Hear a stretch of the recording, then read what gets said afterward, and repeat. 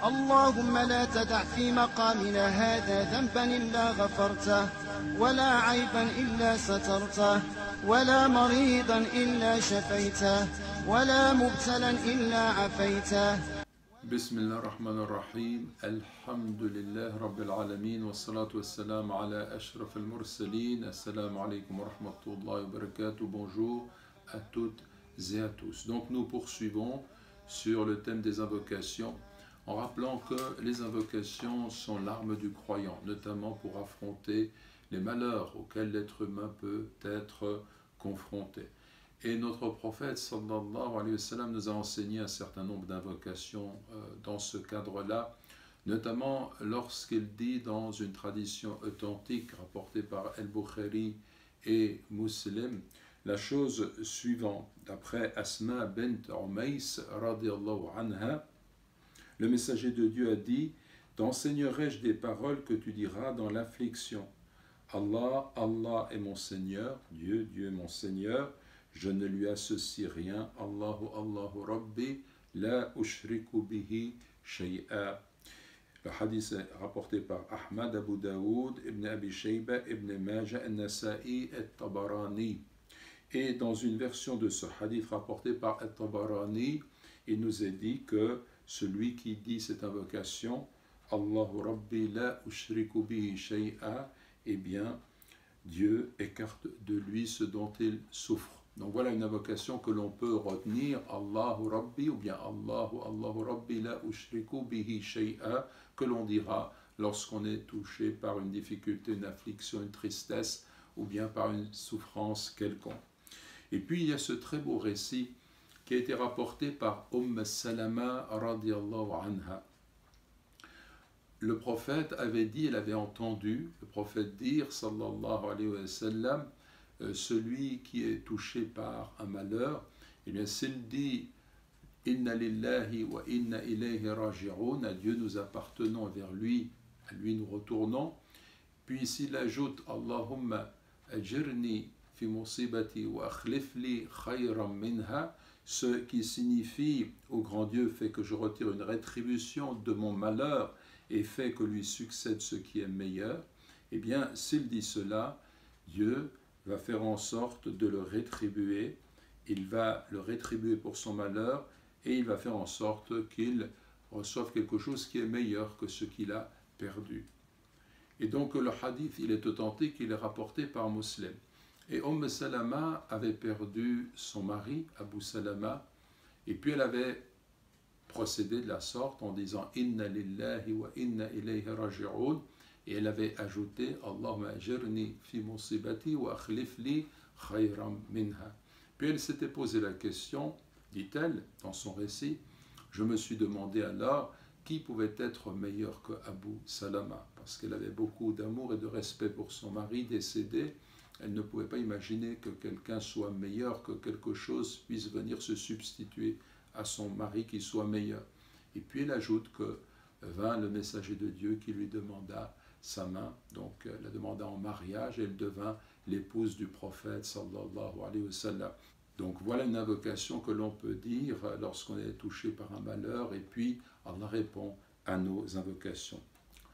De la même façon, le prophète sallallahu alayhi wa sallam s'était adressé un jour à sa fille Fatima radiyallahu anha et il lui avait adressé ces paroles: qu'est-ce qui pourrait t'empêcher d'écouter ce que je vais te recommander? Que tu dises au matin et au soir Ya Hayyu Ya Qayyum bi rahmatika astaghith fa aslah li sha'ni kullah wa la takilni ila nafsi tarfata ayn.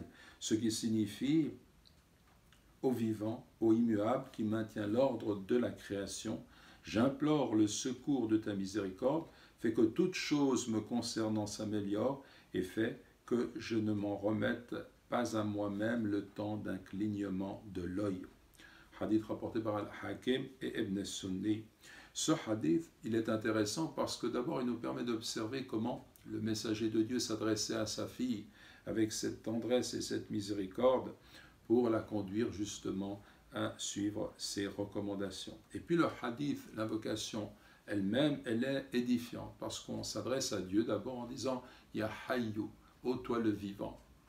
Allah est le vivant qui ne meurt point. Il n'a pas connu la mort, il ne va pas mourir, il ne connaîtra pas le trépas, tandis que les créatures n'étaient rien, sont amenées à la vie, puis vont mourir, et seront bien entendu pour les êtres humains ressuscités, pour être jugés, mais ça c'est encore une autre question. Ce qui est important ici, c'est de savoir que Dieu est le vivant qui ne meurt point. Je m'adresse à lui en tant qu'il est le vivant. Ya Hayyu Ya Qayyum. El Qayyum, c'est celui qui est immuable, qui se suffit à lui-même, qui subsiste par lui-même et qui maintient l'ordre de la création. Donc je m'adresse à El Qayyum en ce sens que j'ai parfaitement conscience que je ne peux rien par moi-même, que je dois tout à Dieu, subhanahu wa ta'ala, que c'est lui qui fait que les choses arrivent comme elles arrivent, et donc que c'est à lui que je m'en remets parce qu'il détermine, il a dans sa main toutes choses, et donc je m'en remets ainsi à celui qui est l'immuable et qui détient l'ordre de toutes choses. Et ensuite je dis « Birahmatika astaghith ». Donc j'implore le secours de ta miséricorde. Allah est le très miséricordieux, on s'adresse à lui en tant qu'il est le très miséricordieux, et ce nom ou cette qualification, cette qualité divine, eh bien c'est quelque chose qui est important parce que c'est l'essence même de l'islam, d'avoir un lien avec notre Créateur qui est un lien de miséricorde. Rappelons que dans la Fatiha, qui est elle-même la première sourate du Coran, qui est elle-même une invocation du début jusqu'à la fin, eh bien, qu'est-ce que l'on dit? On dit Ar-Rahman Ar-Rahim, on le répète dans la Basmala, mais on le répète au cœur même, au sein même de la Fatiha, le très miséricordieux, le tout miséricordieux. On n'invoque pas d'autre nom, mais celui-là pour dire que notre lien fondamentalement avec Allah est un lien de miséricorde. D'autre part, on sait que Allah a fait que la miséricorde comprenne 100 parties, selon une tradition authentique.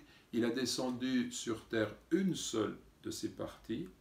Cette partie fait que, par exemple, la jument relève son sabot par crainte de frapper son poulain, nous dit notre prophète, sallallahu alayhi wa sallam.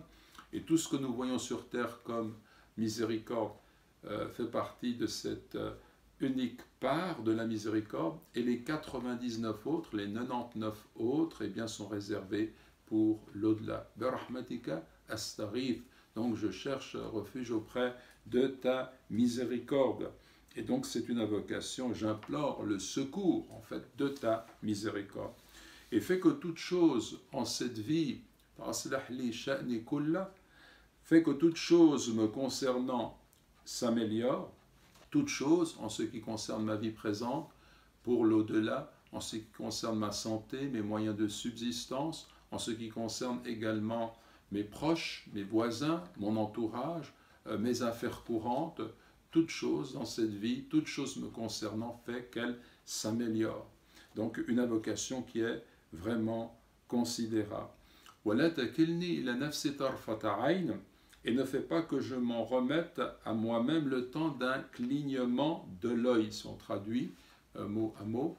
Et donc cela signifie que l'adorateur ici a conscience qu'il dépend entièrement d'Allah, qu'il ne peut rien sans son Créateur, que si son Créateur le laissait à lui-même, eh bien il suivrait inévitablement la voie de l'égarement, et que la réalité c'est qu'il doit tout à Dieu, que tout revient à Dieu, et donc il demande que Dieu le couvre de sa guidance, de sa lumière, que Dieu l'accompagne en toutes choses et le protège, et qu'il ne le laisse pas à lui-même, parce que si nous sommes ramenés à nous, nous ne sommes que faiblesse, qu'égarement sans Dieu, subhanahu wa ta'ala. Il y a là une leçon d'humilité fondamentale qui fait que nous devons prendre conscience que notre ego, une part de nous-mêmes, est ennemie de nous-mêmes et nos égards. Inna an-nafsa la'ammaratum bis-su' illa ma rahima rabbi, dit le Coran. Certes, l'âme est très instigatrice du mal, sauf ceux à qui Dieu fait miséricorde.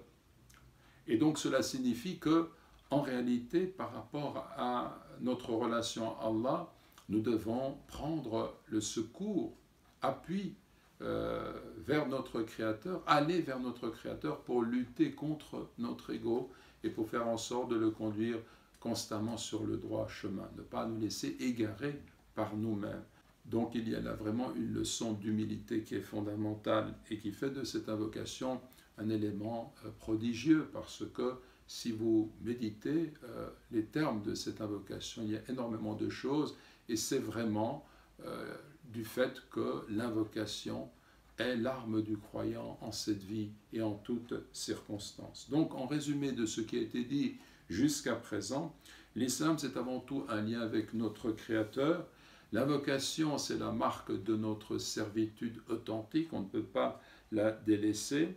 Nous sommes les serviteurs de Dieu, les adorateurs de Dieu, et nous devons nous tourner vers lui, et Allah nous pardonne, Allah nous guide, et Allah subhanahu wa ta'ala nous soutient en cette vie. Et quelle que soit la situation dans laquelle nous nous trouvons les uns les autres, à divers degrés, nous devons nous rappeler que si nous décidons simplement, purement, avec volonté, avec vérité, de nous tourner vers Allah, quelle que soit la situation dans laquelle nous nous trouvons, quel que soit le degré d'égarement de certains, quels que soient les écarts, quelles que soient les difficultés qu'on peut avoir au niveau familial, par exemple, ou de relations conjugales, ou les difficultés dans la vie de tous les jours, quelles que soient nos erreurs, parfois qui prennent des proportions dramatiques, on est enfermé, incarcérés entre des murs qui s'appellent nos insultes, qui s'appellent nos comportements déviants, qui s'appellent nos trahisons, nos lâchetés. Tout cela, ce sont des erreurs, ce sont des péchés, mais à partir du moment où l'adorateur se tourne vers son Créateur, implore son Créateur, et commence à ouvrir cette porte qui donne sur la lumière, sur la miséricorde, sur le vrai sens de la vie, aimer, être aimé, transmettre cet amour, se réformer, se corriger, corriger aussi ou bien transmettre le message de l'islam aux autres, tout cela qui va transformer complètement nos vies. À partir de ce moment-là, tout peut changer.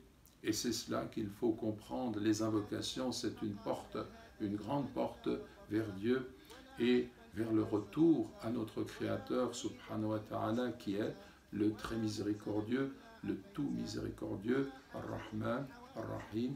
Wassalamu alaikum wa rahmatullahi wa barakatuh. برحمتك يا أرحم الراحمين يا رب العالمين.